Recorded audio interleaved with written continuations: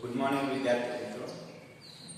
છેલ્લે લાસ્ટ લેક્ચરમાં આપણે એક ચુંબકીય સોય અથવા ચુંબકીય ડાયપોલને ચુંબકીય ક્ષેત્રમાં મૂકી ત્યારે એના પર લાગતું ટોર્ક, આ ટોર્કની અસરના કારણે તે દોલિત ગતિ કરશે અને આ દોલિત ગતિના કારણે એમનો આવર્તકાળ અને આવૃત્તિ ના સમીકરણો તારવેલા હતા. વિદ્યાર્થી મિત્રો, વિદ્યુત ડાયપોલની જેમ જ આમાં પણ એ જ સમીકરણ મળે છે. આવર્તકાળ માટે t બરાબર 2π √I/mv. ઓલામાં આપણને મળતું હતું p/e મળતું હતું. તો અહીંયા વિદ્યાર્થી મિત્રો ખાસ ધ્યાનમાં રાખવાની બાબત એ છે કે વિદ્યુત ડાયપોલની જેમ જ ચુંબકીય ડાયપોલનું વર્તણૂક દર્શાવે છે દરેક કિસ્સામાં. તો જેવી રીતે આપણે વિદ્યુત ક્ષેત્રમાં બંધ પૃષ્ઠ કલ્પતા હતા અને આ બંધ પૃષ્ઠ પરનું પૃષ્ઠ સંકલન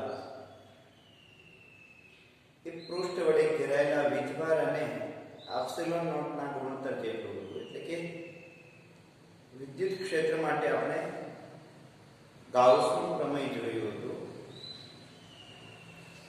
સેમ એવી જ રીતે અહીંયા ચુંબકીય ક્ષેત્ર માટે ગાઉસનો નિયમ એ જોઈએ.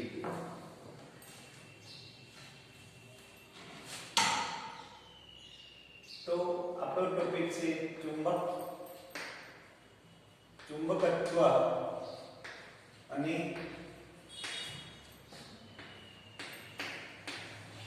ગાઉસનો નિયમ.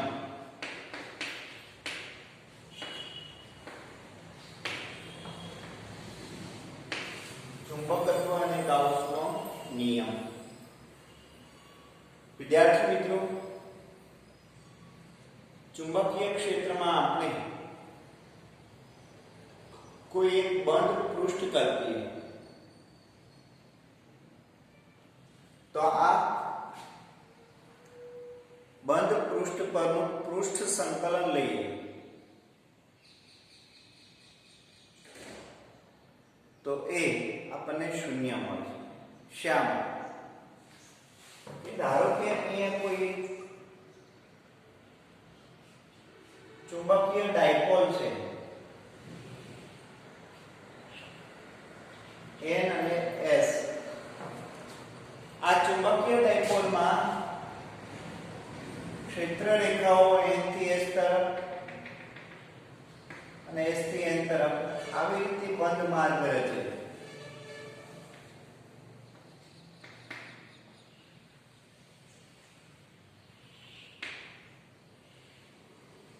આવી રીતે આપણને બંધ માર્ગ આપે.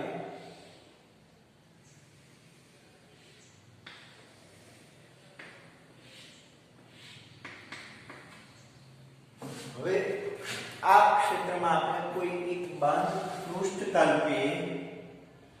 ધારો કે એક ગોળીય કવચ વિચારીએ. r ત્રિજ્યાની ગોળીય કવચ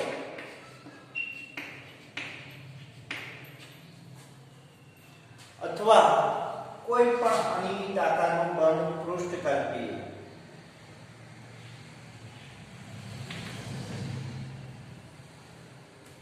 તો આ બંધ પૃષ્ઠ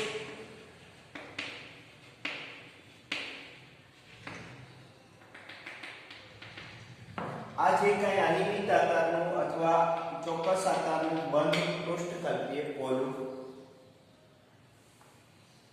તો વિદ્યાર્થી મિત્રો, આમાં જોઈ શકાય છે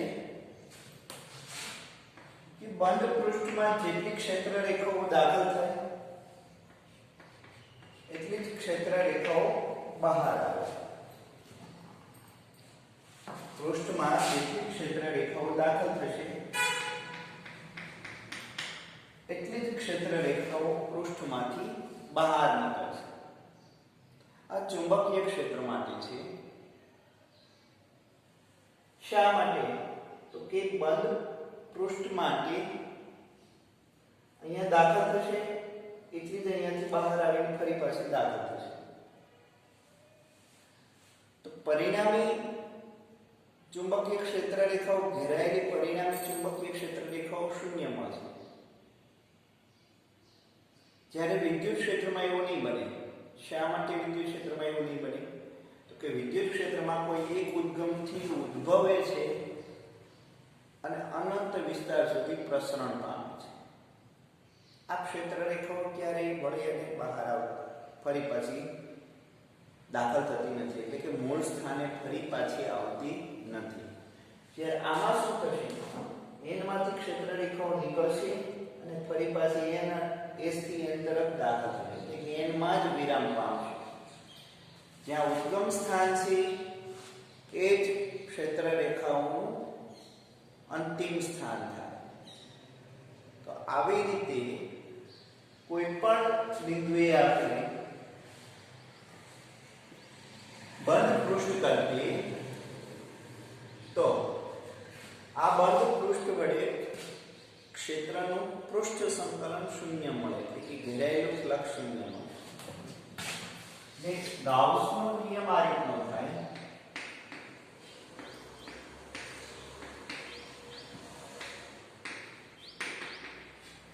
વિદ્યાર્થી ગાઉસનો નિયમ આ રીતનો હોય કે કોઈ ચુંબકીય ક્ષેત્રમાં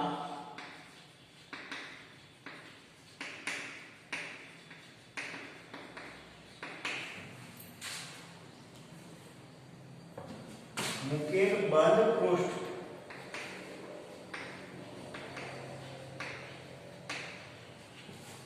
કોઈ ચુંબકીય ક્ષેત્રમાં મુકેલ બંધ પૃષ્ઠ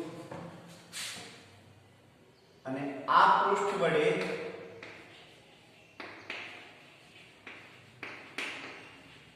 ઘેરાયેલું કુલ ચુંબકીય ફ્લક્સ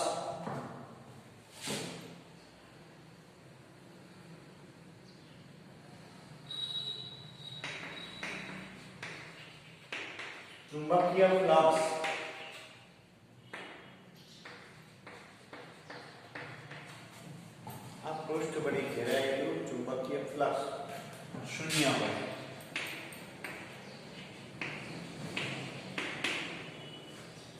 ઘેરાયેલું કુલ ચુંબકીય ફ્લક્સ શૂન્ય હશે. આ વિધાનને ગાઉસનો ચુંબકીય ક્ષેત્ર માટેનો નિયમ કહે છે. ગાઉસનો ચુંબકીય ક્ષેત્ર માટેનો નિયમ કહે છે. આવી રીતે મળશે આપને બંધ ક્ષેત્રનું પૃષ્ઠ સંકલન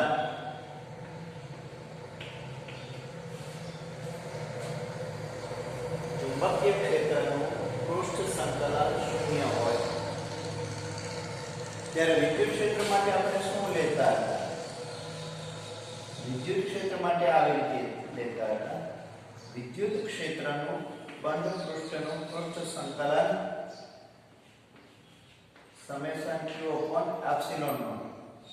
આના બરાબર આપણે ફ્લક્સ phi લઈશું. એટલે કે આમાં ફ્લક્સ શૂન્ય મળશે, ચુંબકીય ફ્લક્સ શૂન્ય મળે. જ્યારે મેગ્નેટ ઇલેક્ટ્રિક ફ્લક્સ નાખવું મળશે. E dot ds is equal to summation q upon epsilon naught is equal to flux phi e. વિદ્યુત ફ્લક્સ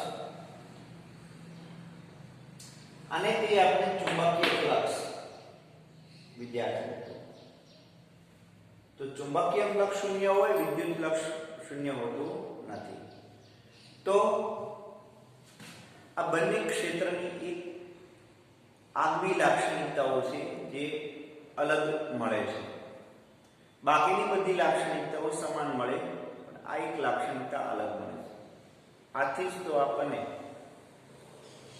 નીટમાં અથવા ગુજકેટમાં એમસીક્યુમાં આપણને પૂછાય કે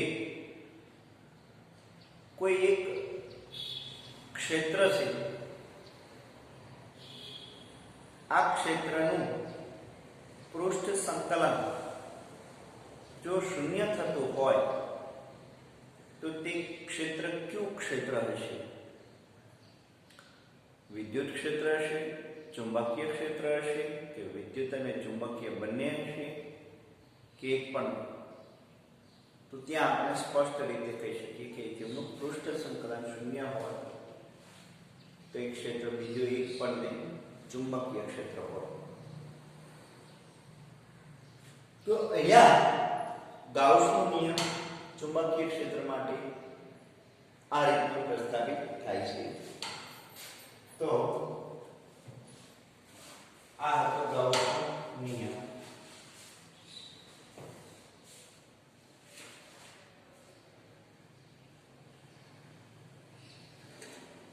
જેમાં બસ એટલું જ છે, બીજું કંઈ નહીં. તો એક ખાસ ધ્યાનમાં રાખવું પડે. ત્યારબાદ આપણે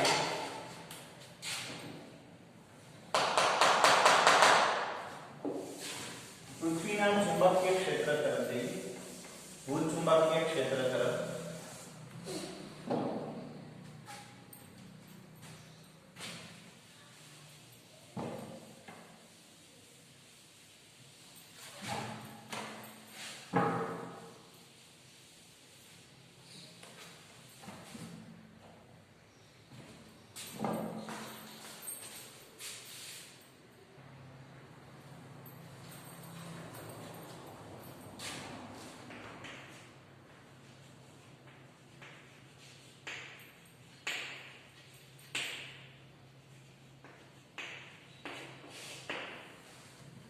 વિદ્યાર્થી મિત્રો, નેક્સ્ટ આપણે પૃથ્વીનું ચુંબકીય ક્ષેત્ર જોઈએ. તો ચેપ્ટરની શરૂઆતમાં પણ આપણે થોડીક ચર્ચા કરી હતી કે પૃથ્વીને પોતાનું ચુંબકીય ક્ષેત્ર હોય છે અને આ ચુંબકીય ક્ષેત્ર એ પૃથ્વીના જન્મકાળથી જ તેમની સાથે જોડાયેલું છે.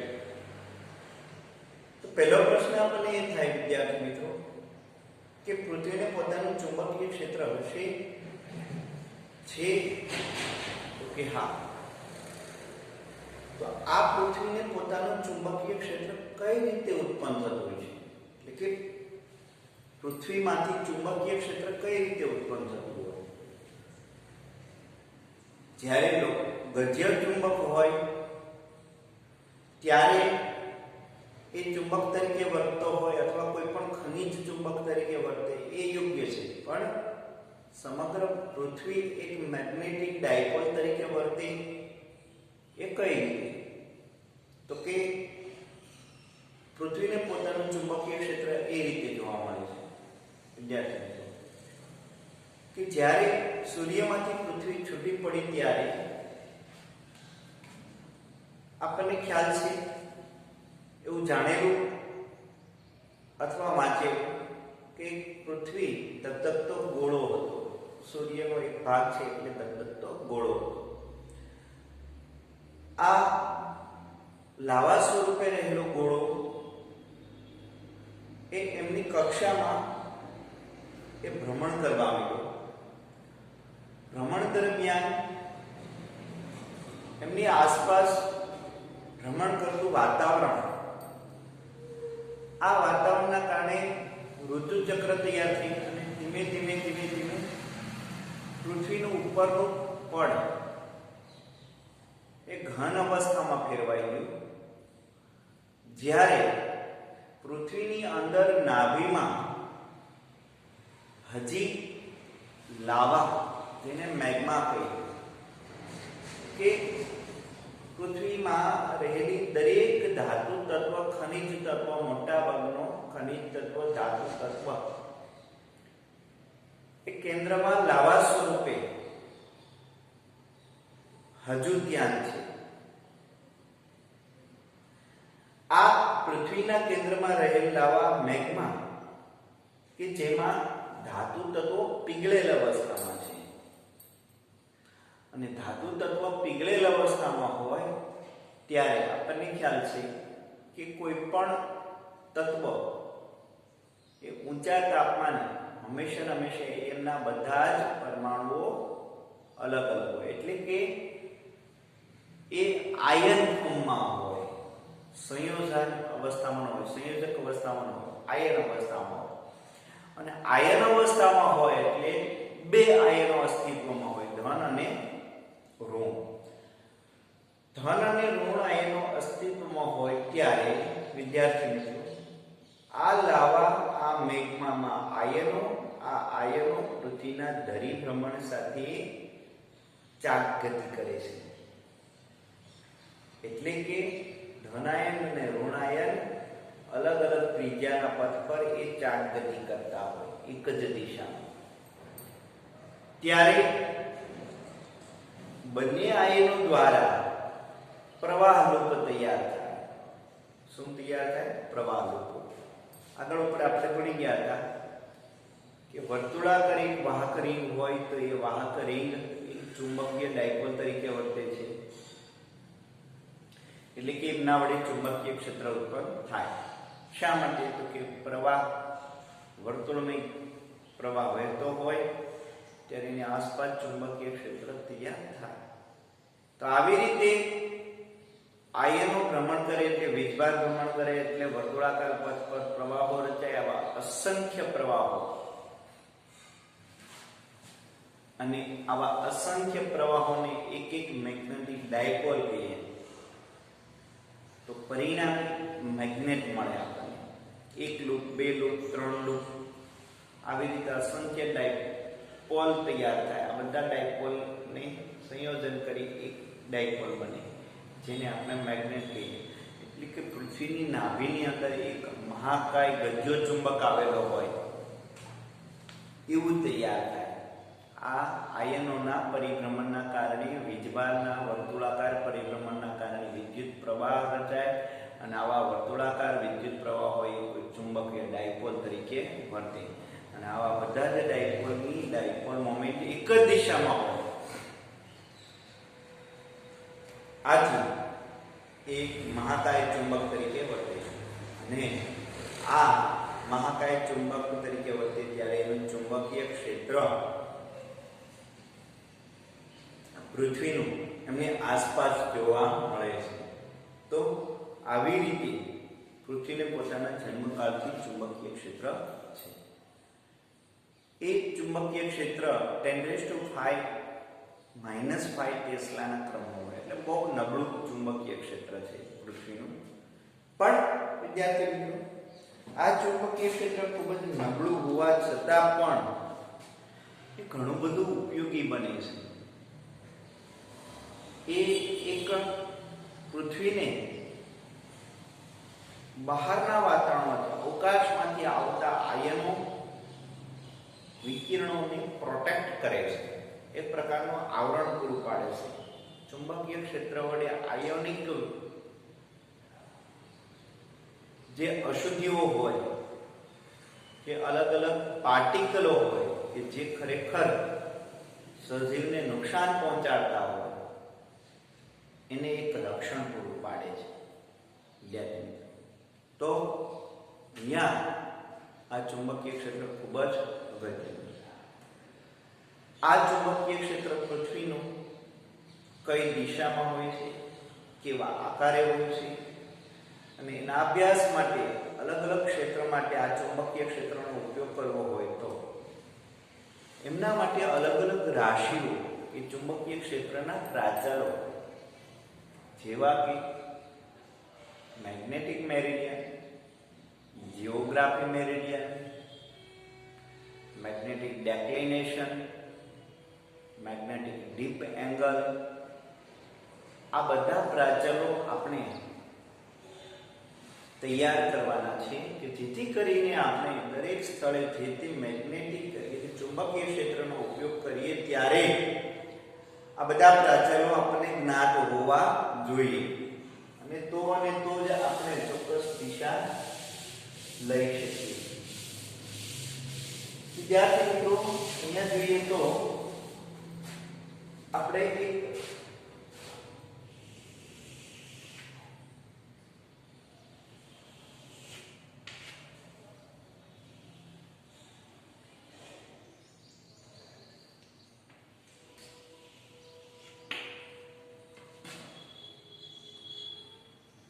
આ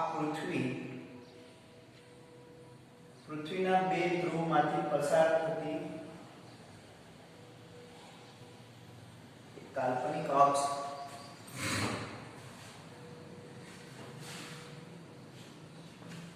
જેને ભૌગોલિક અક્ષ કહેવામાં આવે છે,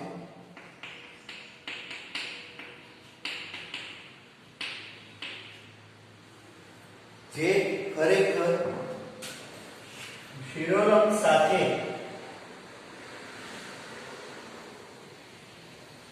એકતાલીસ અંશ જેટલી નમન આપેલી છે. શિરોરમ દિશા એટલે કે એક્ઝેક્ટ શિરોરમ છે નહીં, પણ આપણે ખાલી આની જ વાત કરીએ છીએ, આની વાત નથી કરતા. એટલે આપણે અહીંયા નમેલી ધરી દોરતા નથી, ધરીનું નમન આપતા નથી.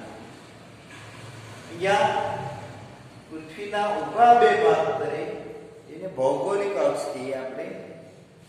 ભૌગોલિક મુખ્ય અક્ષ. પૃથ્વીના આડા બે ભાગ કરે એને આપણે કહીએ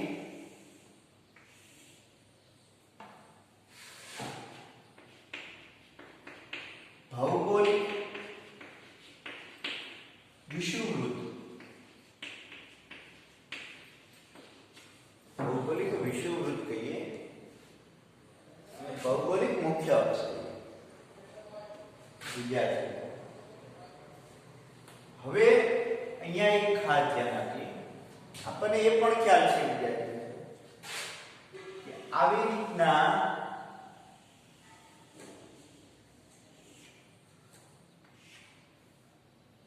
અલગ અલગ વર્તુળો વિચારી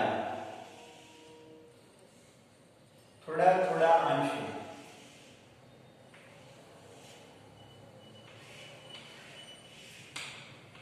તો આ મળશે આપણને અક્ષાંશ વૃત્ત.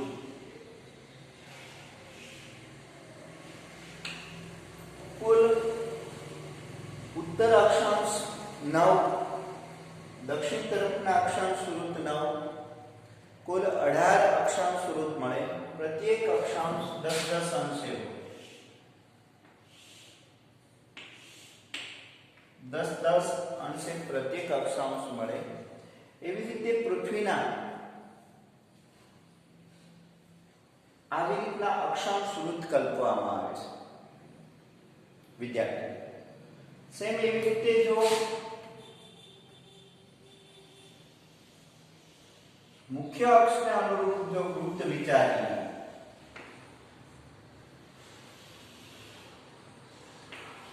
તો ઊભા જે કઈ વૃત્ત કલ્પવામાં આવે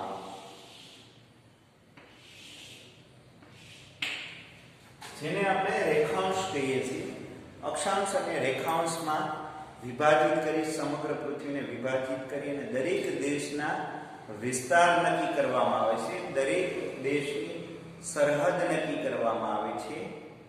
એમાં હવે આપણે જોઈએ તો વિદ્યાર્થી મિત્રો કે ભારત જે કંઈક દેશ હોય,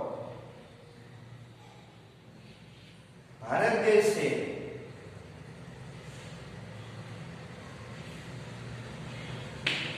કે જેટલા અક્ષાંશથી કેટલા અક્ષાંશ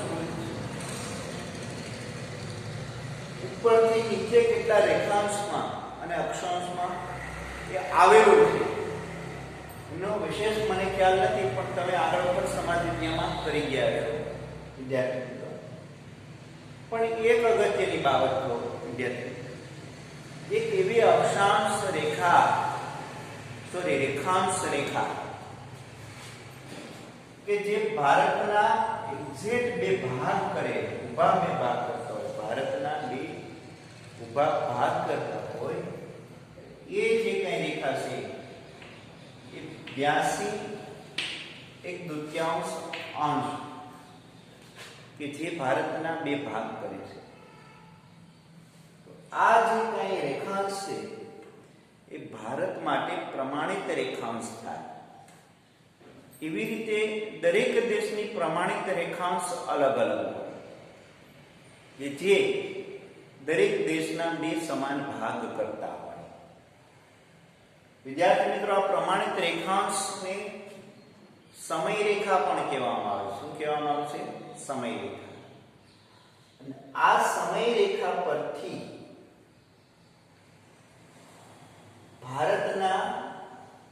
ભારતનો સમય નક્કી કરવામાં આવે છે.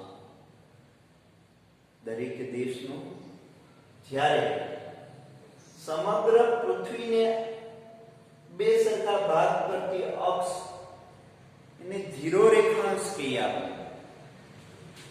આ ઝીરો રેખાંશને અનુરૂપ જો આપણે સમય નોંધવામાં આવે તો એ થશે વર્લ્ડ ટાઈમ. આ 82 રેખાંશને અનુરૂપ જો સમયની નોંધ કરવામાં આવે તો એ ભારત દેશ માટે પ્રમાણિત રેખાંશ થાય, આ વર્લ્ડ માટે પ્રમાણિત રેખાંશ થાય. બે વચ્ચે ટાઈમ ગેપ હોય વિદ્યાર્થી. તો આવી રીતે અલગ અલગ દેશ માટે પ્રમાણિત રેખાંશ અલગ અલગ હોય અને એના ઉપરથી સમય નક્કી કરવામાં આવે. આથી દરેક દેશના ટાઈમ અલગ અલગ હોય, જે વર્લ્ડ ટાઈમથી થોડા તફાવતે રહેલા હોય છે. તો અને અક્ષાંશ અને રેખાંશ પરથી દરેક દેશના વિસ્તાર નક્કી કરવામાં આવે છે. તો આ હતી ભૌગોલિક અક્ષાંશ અને રેખાંશની વાત. પણ આપણે ચુંબકીય ગુણધર્મને અનુલક્ષીને આપણે ચુંબકીય ક્ષેત્રને અનુલક્ષીને ચર્ચા કરીએ તો એ આ રીતનું મળશે.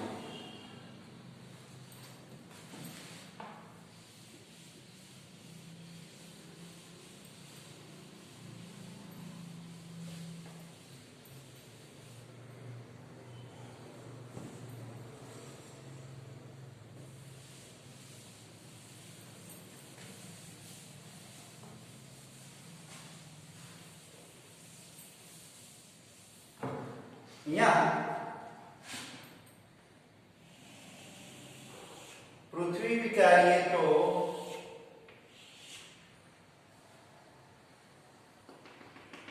આ પૃથ્વીની મુખ્ય અક્ષ થશે.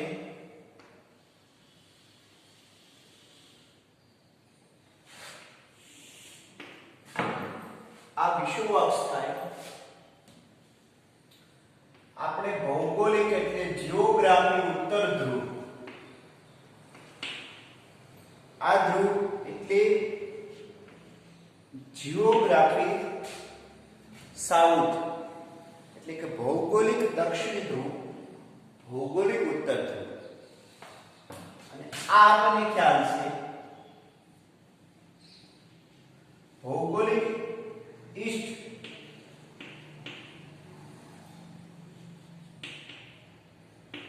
અને આ વેસ્ટ, ઉત્તર દક્ષિણ પૂર્વ અને પશ્ચિમ. આ રીતે પૃથ્વીના અક્ષો નક્કી કરવામાં આવે છે અને આ ભ્રમણાક્ષ. હવે ચુંબકીય ક્ષેત્રની વાત કરીએ તો ચુંબકીય ક્ષેત્રમાં પણ બે ધ્રુવ હોય છે, ઉત્તર અને દક્ષિણ. વિદ્યાર્થી મિત્રો, ઉત્તર અને દક્ષિણ ધ્રુવ બે હોય ત્યારે આમાં આપણને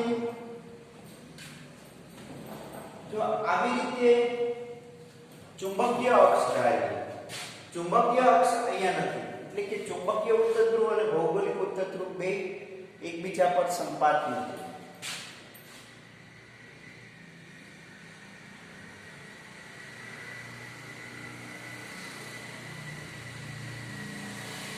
અહીંયા વિચારીએ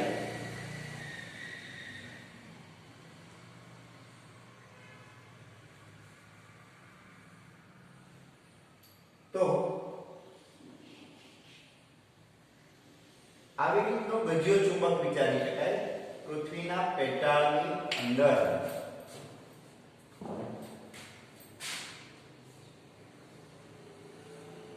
તો અહીંયા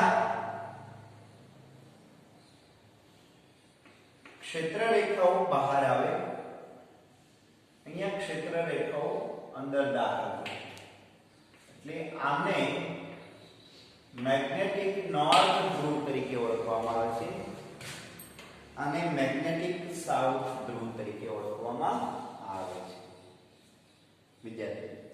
અને આ બેની મુખ્ય અક્ષ વચ્ચે 11 અંશ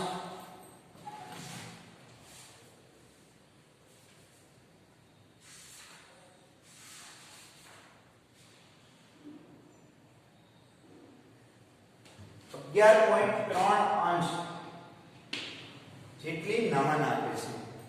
એટલે કે ભૌગોલિક મુખ્ય અક્ષથી ચુંબકીય મુખ્ય અક્ષ 11.3 અંશ જેટલી નમન આપે.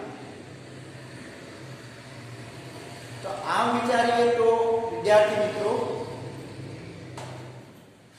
આ જે ચાપ છે ચુંબકીય ઉત્તર ધ્રુવ અને ભૌગોલિક ઉત્તર ધ્રુવ બંને વચ્ચેનું જે રેખીય અંતર છે એ અભ્યાસ દરમિયાન એવું નક્કી કરવામાં આવ્યું છે, જાણવા મળ્યું કે 2000 કિલોમીટર છે. આ પૂર્વી ઉત્તર કેનેડામાં છે. નોર્થ ધ્રુવ પૂર્વી ઉત્તર કેનેડામાંથી પસાર થાય છે અને અહીંયા એક સમુદ્રમાંથી પસાર થાય છે. એટલાન્ટિકા સમુદ્રમાંથી દક્ષિણ ધ્રુવ પસાર થાય છે. તો બંને ધ્રુવ વચ્ચે 2000 કિલોમીટરનું રેખીય અંતર છે. કોણીય અંતર 11.3 અંશ થશે. મુખ્ય અક્ષ એટલી નમન આપેલી છે. અહીંયા આવી રીતે જો વિચારીએ z અને લંબ,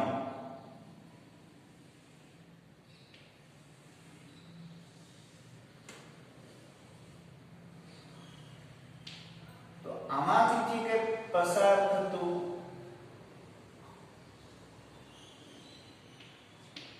સમતલ છે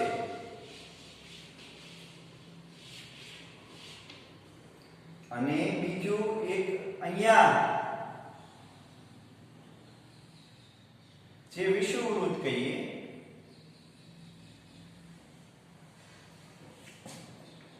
તો આ થશે ભૌગોલિક વિષુવવૃત્ત.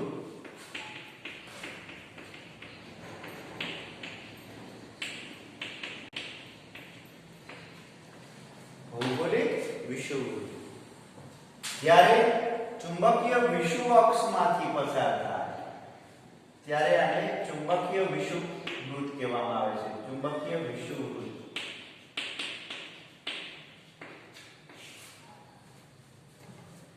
તો ભૌગોલિક વિષુવવૃત્ત, ચુંબકીય વિષુવવૃત્ત, આવી રીતે ચુંબકીય ક્ષેત્ર અને આ ચુંબકનું ચુંબકીય ક્ષેત્ર જો આપણે વિચારીએ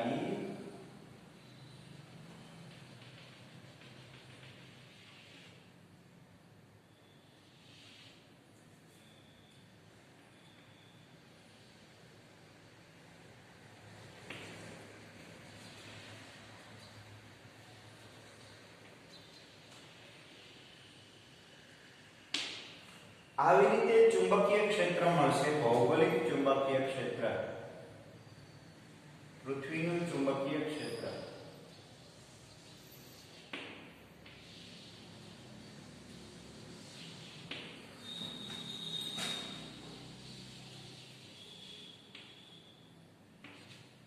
અહીંયા સાઉથમાંથી બહાર આવશે અને નોર્થમાં દાખલ થશે. આવી રીતે પૃથ્વીનું ચુંબકીય ક્ષેત્ર મળશે. તો વિદ્યાર્થી મિત્રો, ભૌગોલિક મુખ્ય અક્ષ, ચુંબકીય મુખ્ય અક્ષ, ભૌગોલિક વિષુવ અક્ષ, ચુંબકીય વિષુવ અક્ષ, ભૌગોલિક વિષુવવૃત્ત, ચુંબકીય વિષુવવૃત્ત, આવી રીતે આપણને જોવા મળશે. તો સૌપ્રથમ પહેલા આપણે પહેલી રાશિ જોઈએ. હા, એ પહેલા સ્પષ્ટતા કરી દઈએ. વિદ્યાર્થી મિત્રો, વિજ્ઞાન સતત અભ્યાસ દરમિયાન એવું આપણને કહે છે કે કે આ બંને ધ્રુવ વચ્ચેનું કોણીય અંતર વધતું જશે. એટલે કે એક સમય એવો આવશે કે આ જે કાંઈ મુખ્ય અક્ષ છે એ ભૌગોલિક વિષુવ અક્ષ પર સંપાત થઈ જશે. ત્યારે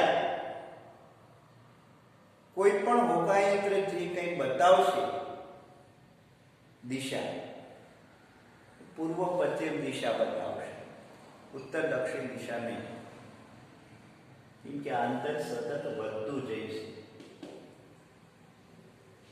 તો અહીંયા એવો અભ્યાસ એમ કહે છે કે આ કોણમાં સતત વધારો થતો રહે છે અને આવી રીતે રોટેશન થતું રહે છે.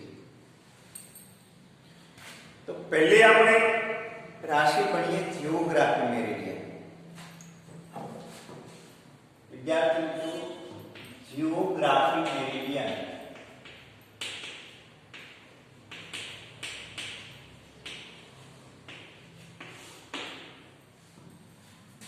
ભૌગોલિક સમતલ, એનું ગુજરાતી નામ થશે ભૌગોલિક સમતલ. તો જીઓગ્રાફી મેરિડિયન કેને કહીએ આપણે? તો અહીંયા જીઓગ્રાફી મેરિડિયન એને કહીએ આપણે. વિદ્યાર્થી મિત્રો, ચુંબકીય ક્ષેત્રને આપણે જો દૂર કરીએ તો આપણને ખ્યાલ છે કે પૃથ્વીને આવી રીતે રેખાંશ સ્વરૂપમાં, અલગ અલગ રેખાંશ સ્વરૂપમાં વિભાજિત કરી દીધેલી છે. આવી રીતે અલગ અલગ રેખાંશ સ્વરૂપમાં વિભાજિત કરી દીધેલી છે.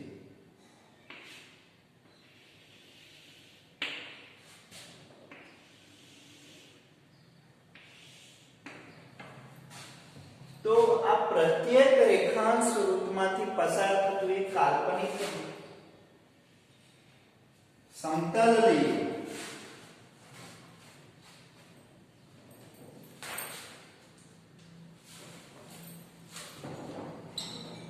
આ રેખાંશમાંથી પસાર થતું એક કાલ્પનિક સમતલ વિચારીએ.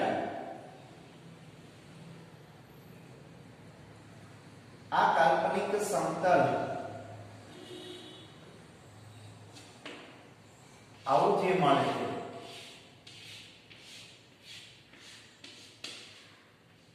છે જેને જીઓગ્રાફી મેરિડિયન કહે છે.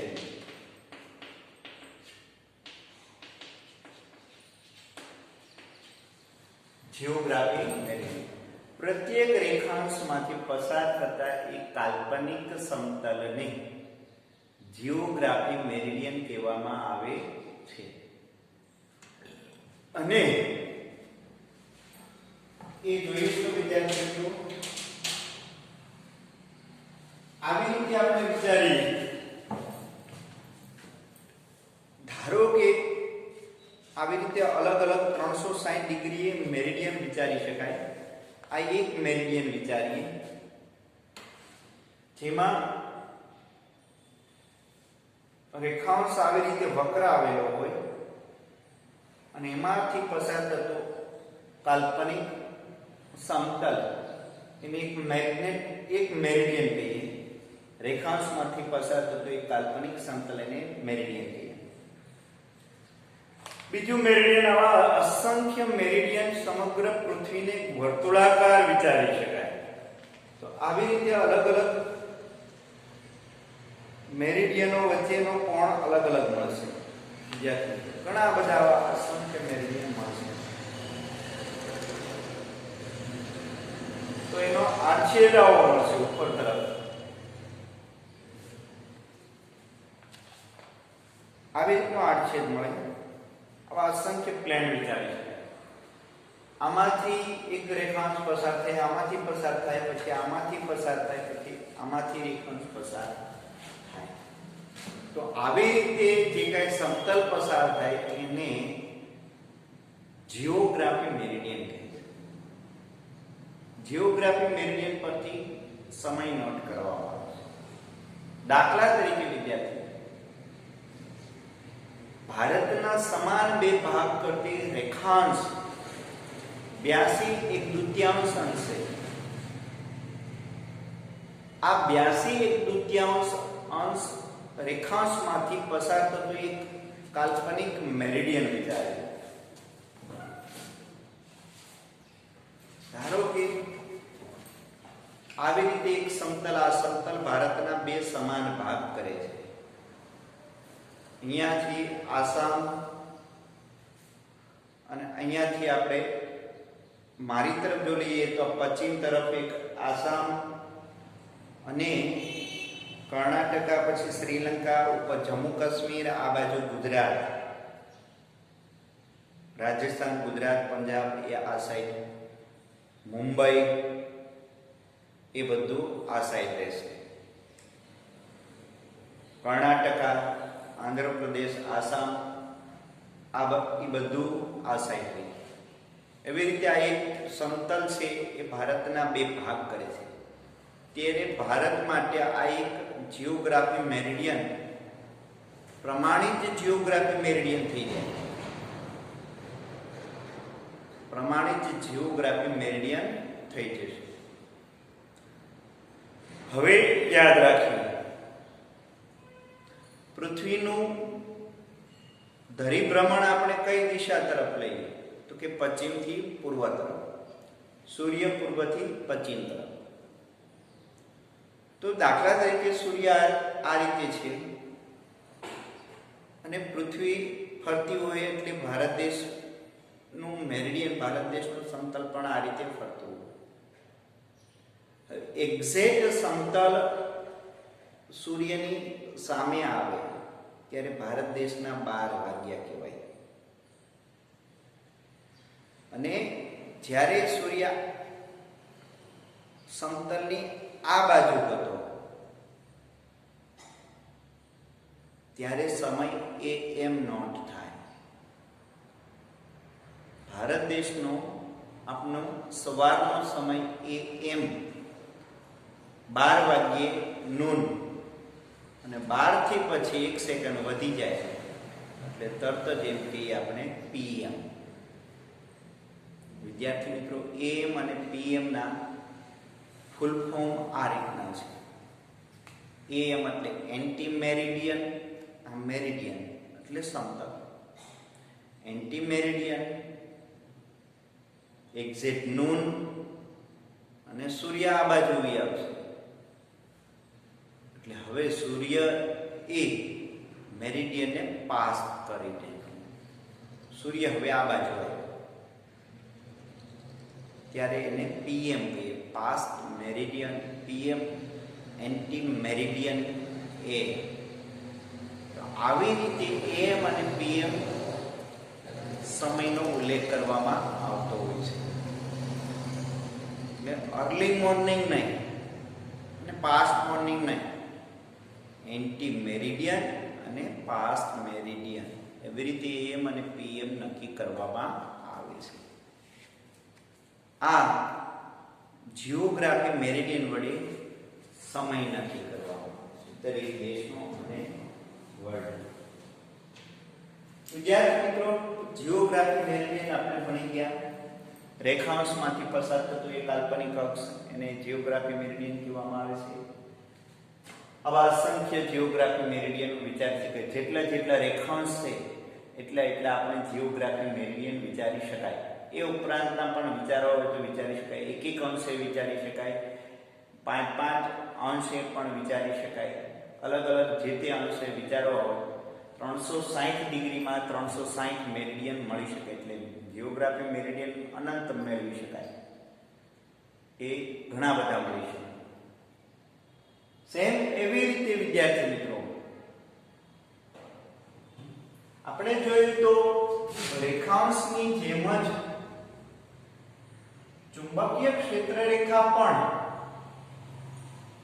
વક્ર જ છે. ચુંબકીય ક્ષેત્ર રેખા પણ વક્ર છે. તો આવી રીતે આવી ચુંબકીય ક્ષેત્ર રેખાઓમાંથી પસાર થતું એક કાલ્પનિક અક્ષ લઈએ, સમતલ લઈએ.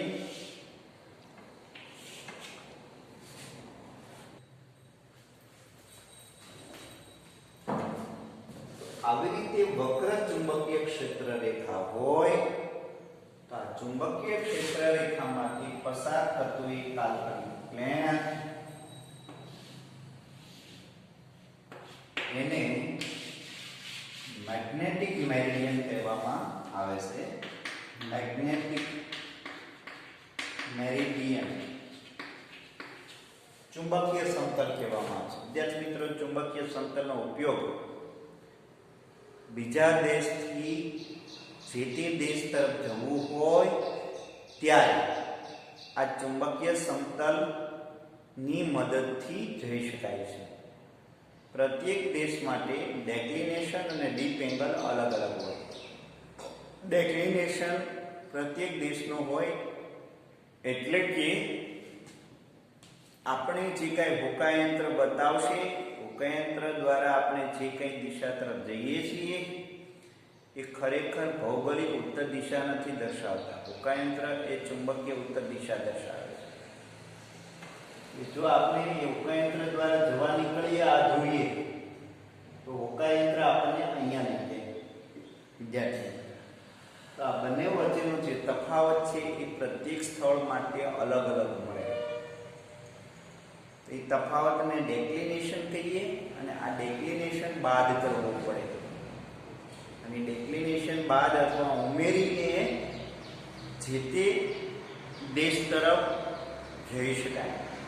કેમ કે આપણને ખ્યાલ છે દેશને અંકન કરવા માટે રેખાંશ હોય છે અને અક્ષાંશ હોય છે. જે તે વિસ્તારમાં જવા માટે અક્ષાંશ અને રેખાંશ હોય જે ભૌગોલિક ઉત્તર અને દક્ષિણ દિશાને આપે છે. આપણે ચુંબકીય ક્ષેત્રની મદદથી આ સ્થળ ગોતીએ એટલે જે તે સ્થળે તફાવત આપણે આપવો, તફાવત મળે એ તફાવત બાદ અથવા ઉમેરવો પડે, જે આપણે કાલે જોઈશું.